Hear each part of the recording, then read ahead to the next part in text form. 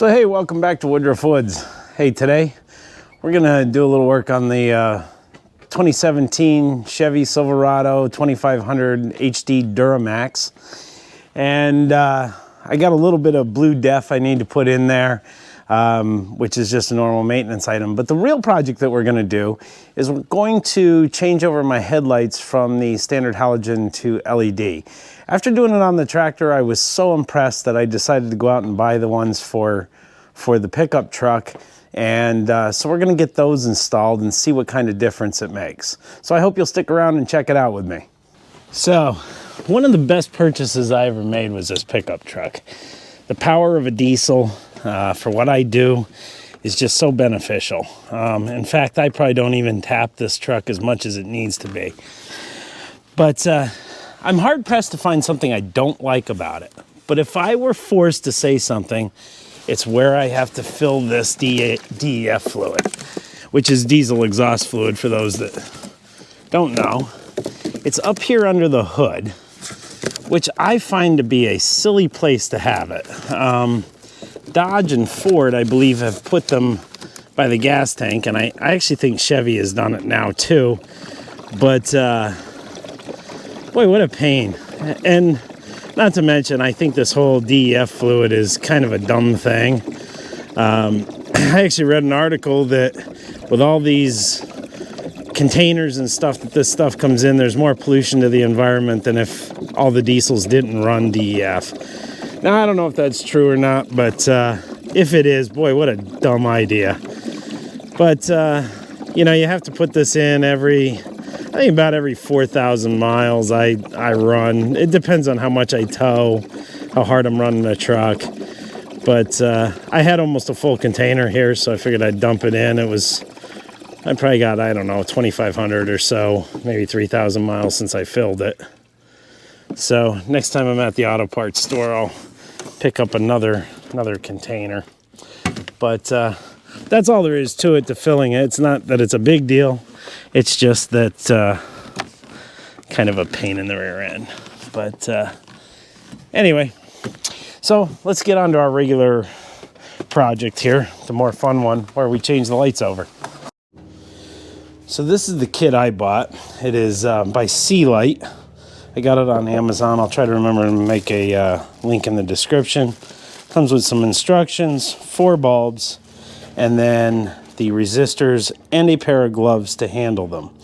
So what I need to find out now is which one is high beam and which one's low beam. I believe the H11s are low beam, and then the 9005s or HB3s are the high beam. But I'm gonna take a look in this manual, which is something I never do, and just see if it tells me which one's which. So I was correct about which ones were high beam and low beam, but just to give you an idea, that's going to be low beam, I believe. Unfortunately, I don't have them on yet. It's because the light sensors. So there's your low beams.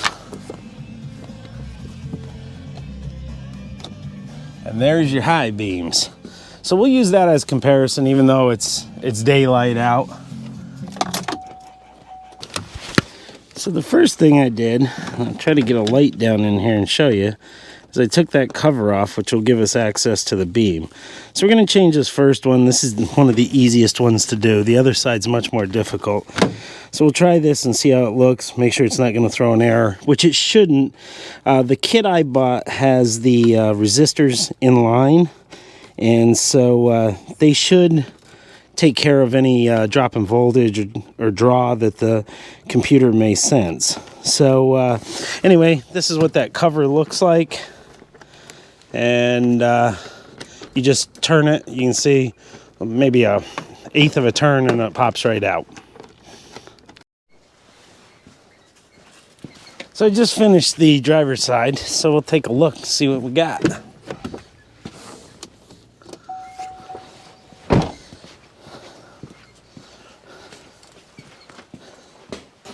I would say they are much brighter. You can see the ones on the left are pretty dim compared to what we have on the right. Oh, it looks like a piece of paper flew. Anyway, tell you a little bit about what I did. So I showed you how that twisted out. The light just twists out like any other halogen. Plug it in, you got to make sure your polarity is correct. Basically, if you just pay attention how the other light bulb comes out, that's pretty obvious how it goes back together. If polarity's not right, it won't light. So it's kind of a foolproof system. So on this next one, it's going to be a little bit more difficult because I got to remove the air intake. So I'm going to do that. This only took me maybe 10 minutes. I don't even think it took me that long. So anyway, we'll move on to the next side and then we'll see what we got. Second complaint I have about this truck was the low beams on it are not very bright. And even the high beams aren't great. So I think some of that is because it's got tinted glass on those windows or on those lights. So I think this will fix it up though. I'm looking forward to trying it out. So there we have it, the finished product. I think they look a lot better. Just looking at how bright they are in the daylight, it looks like this is going to be a good upgrade to the truck, just like it was on the tractor. So I'm going to finish putting this back together. Actually, this side probably took me about a half hour because I had to remove that air box, and there was a little bit of a, I don't know what you would call it, some type of cover that covered up the headlight. Must be to keep rain and stuff out of there. So I had to remove that as well. But anyway, it wasn't really that bad. If you're looking to do an upgrade to your truck, your car, whatever, this is not a hard job at all.